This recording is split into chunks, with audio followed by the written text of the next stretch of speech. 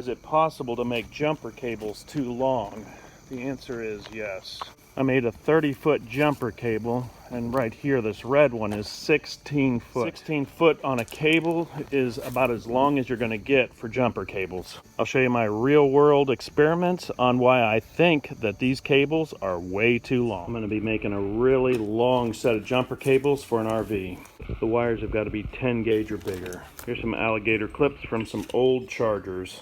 Here's some 10 gauge solid core wire. I'll cut off a piece. I'll connect the wires with wire nuts. We'll strip the wire back. I'll twist the wires together.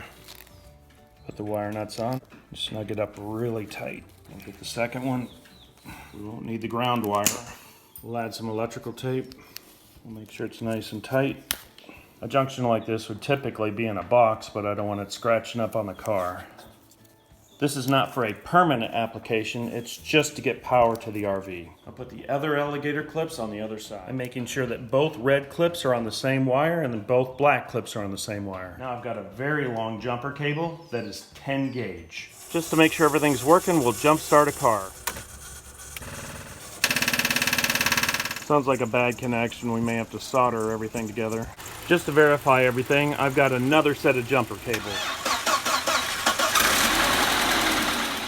Pull everything apart and solder these connections. I'll pin the wires to make sure there's a good connection.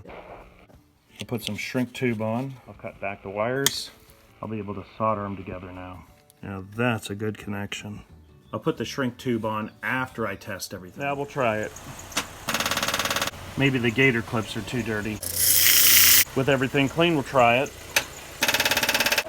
I know I'm getting current through the cables. If I touch this fan, you can see there's a lot of current that goes through, but maybe the wire length is just too long. DC current can only travel so far. I wouldn't think this is the limit, but maybe there is something to it.